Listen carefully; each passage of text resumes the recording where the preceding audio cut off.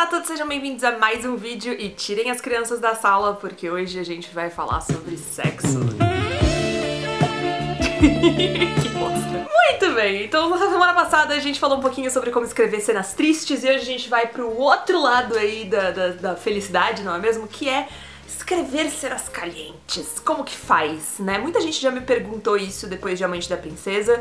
Amante da Princesa tem algumas cenas de sexo e foi a primeira vez que eu escrevi cenas de sexo. E depois esse livro acabou se tornando mais fácil pra mim desenvolver essas cenas. Eu acabei descobrindo algumas técnicas que me ajudam e que desde aquela época tem me ajudado a criar cenas que são boas de ler, que são relevantes pra história e que, enfim, né, tem um impacto, por assim dizer. Então, muito bem, né? Como eu disse no vídeo passado, o intuito dessa compilação de dicas não é dar uma fórmula que é 100% igual pra todo mundo.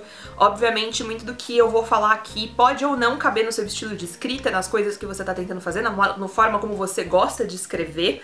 Mas eu gosto de compartilhar essas coisas porque eu acho que, de repente, a gente fica meio perdido por não saber exatamente como ou o que fazer, e aí às vezes a gente escutar alguém falando sobre como, o que eles fazem, ajuda a gente a desenvolver o nosso próprio método. Então, com alguma sorte, eu vou dar algumas dicas aqui que vão ser úteis pra você no seu processo criativo. Se vocês quiserem a versão em podcast do conteúdo que a gente vai falar aqui, vou indicar também pra vocês escutarem o Pergunte às Damas, podcast do qual eu participei no mês passado.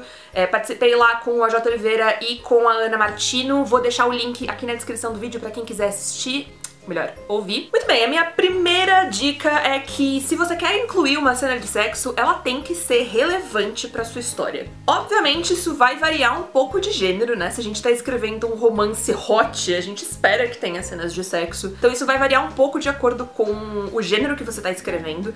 Mas eu acho que o que pra mim vale, independente de que tipo de livro você tá trabalhando, é que o sexo, a presença dessa cena, tem que fazer sentido pro contexto da sua história. Explicando, se você tá narrando um livro que se passa inteiro dentro de um convento e você tem essa personagem mega pudica e a narrativa dela é sobre ela sendo santificada e seguindo todos os caminhos religiosos ali do catolicismo, você não vai ter uma cena de sexo ali no meio.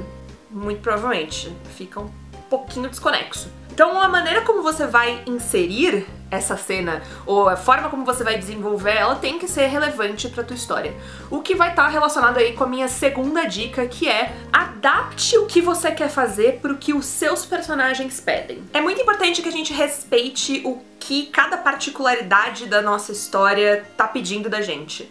Isso significa que uma cena de sexo que acontece, sei lá, depois do casamento entre duas pessoas virgens no século XVIII, não vai ser necessariamente a mesma coisa que acontece entre dois jovens de 17 anos em 2020. Contextos diferentes pedem tipos diferentes de cena, e é muito importante que você saiba quais são as expectativas dos seus personagens e o que a experiência e essas expectativas deles pedem pra dentro daquela cena. O nível de experiência que os seus personagens têm ou não com sexo, o nível de curiosidade, o quanto eles estão ou não com vontade. Agora a gente vai chegar um pouco nisso também, como eles experimentam o mundo, tudo isso vai mudar a cara da sua cena. Se você escreve sempre cenas muito parecidas, pode ser que ou você tenha sempre personagens muito parecidos, e aí é um outro rolê, ou que você não esteja, talvez, respeitando o que os teus personagens querem, ou precisam, ou esperam dessa cena de sexo, e sim só o que você gostaria de escrever. É óbvio que a gente, enquanto autor, tem as nossas próprias vontades pra ser satisfeitas dentro da história, mas no final das contas a gente sabe que a gente serve a narrativa e não necessariamente a narrativa serve a gente. Então presta atenção em quem os seus personagens são, porque isso vai mudar tudo, inclusive o linguajar. É muito importante que a gente adapte a linguagem também pra dentro do contexto, e esse contexto vai variar de várias formas. O contexto que vai mudar a linguagem tem a ver com a época em que essa história se passa, tem a ver com a maneira como esse personagem que tá narrando, mesmo sendo ou primeira ou terceira pessoa, de que maneira que ele pensa, de que maneira que ele sente as coisas. Eu acho que uma coisa que é essencial pra quando a gente narra cenas de sexo é a gente sair um pouco dessa perspectiva de que o sexo é só o momento da penetração, sabe? E aí coisas entrando em coisas. Tem tantas outras sensações envolvidas em você se deitar com alguém. E quais são essas sensações e de que maneira que elas podem ser traduzidas pra escrita? De que maneira que o tato ajuda, o olfato, o paladar, os sons que a gente escuta, tudo isso faz parte. Se a gente presta atenção em todos esses elementos, inclui todos esses elementos na nossa cena, ela acaba ficando muito mais rica. Isso não significa, é claro, que pra você descrever uma cena de sexo você precise necessariamente fazer uso de todos os sentidos. Às vezes a gente leva isso muito ao pé da letra e aí você acaba exagerando coisas que não precisavam ser exageradas, forçando a barra em coisas que precisam ser deixadas de lado.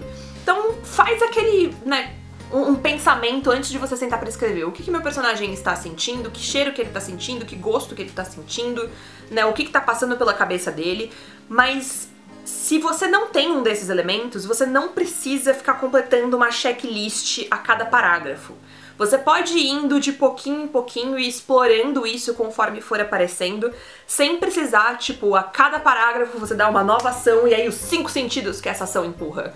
Não, calma, vamos com calma, mas explora um pouco mais do que só o que está sendo colocado aonde, não é mesmo, gente? Vamos ampliar essa noção de sexo de vocês. Ainda falando sobre linguajar, uma coisa que eu vejo que muita gente erra a mão às vezes é o medo de usar as palavras que deveriam ser usadas. Isso significa que se você tá abrindo ali o site de sinônimos para procurar 75 sinônimos diferentes para pênis, a gente tem um problema. Obviamente isso volta pra dica anterior de que o linguajar, a maneira como você vai descrever as coisas vai variar um pouco de personagem pra personagem.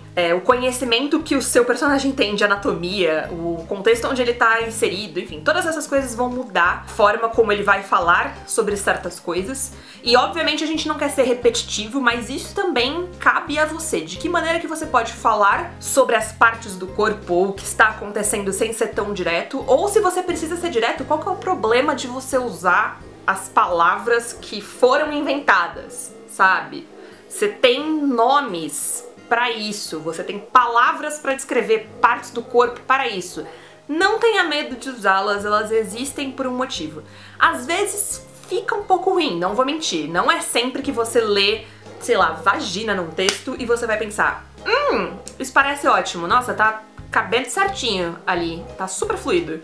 Não é sempre que isso vai rolar. Só que também não é sempre que a gente vai ler coisas tipo centro de prazer e ele vai fazer sentido, entendeu? E significa que porque todas as pessoas antes de você usaram, vai servir pra tua história. Se atenta pro vocabulário.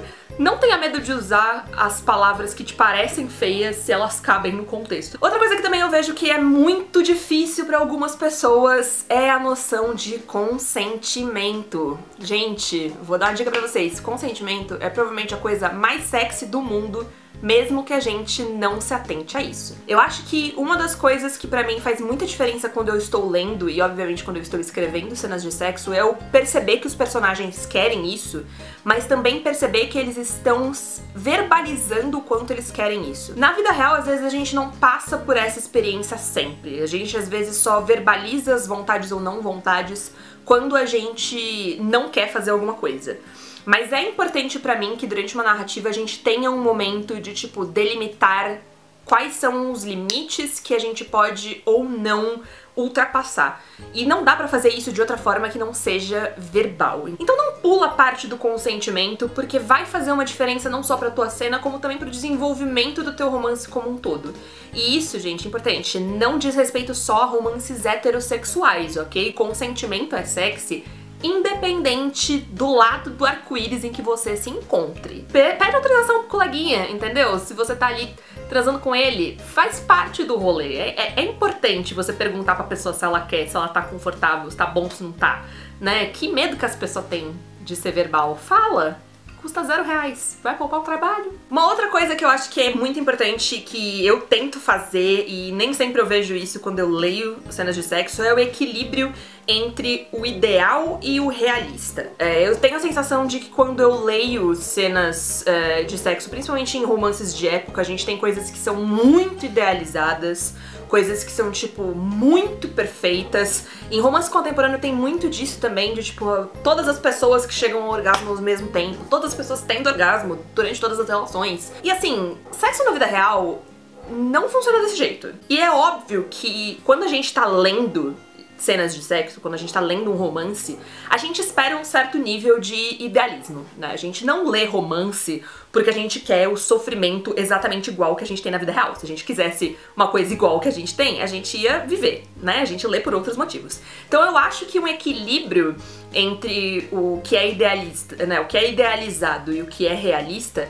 pra mim tá em você colocar certos elementos que são importantes pra vida real. De repente, uma coisa que dá errado ali no meio, um momento em que a gente dá risada no meio da relação, o próprio rolê do consentimento, que é ao mesmo tempo realista e idealizado, pra você dar esse equilíbrio pra que as coisas sejam tão românticas no sentido de, né, idealizadas quanto possível, mas ao mesmo tempo que ainda tem esse pedacinho de realidade que o teu leitor vai olhar e vai pensar, nossa, isso poderia acontecer na vida real, sabe? Eu gostaria de estar participando dessa trans aí. E aí, isso de repente, né, se era uma entre duas pessoas, de repente se tornou uma homenagem. Mas enfim, então eu acho que é importante a gente atentar pra isso, porque o ladinho idealizado é sempre o que faz com que a gente suspire pelas coisas, mas o ladinho realista é o que faz com que a gente se lembre delas. E por último, uma dica que eu acho que vale tanto pra vida quanto pra escrever cenas de sexo é saia do básico, mas não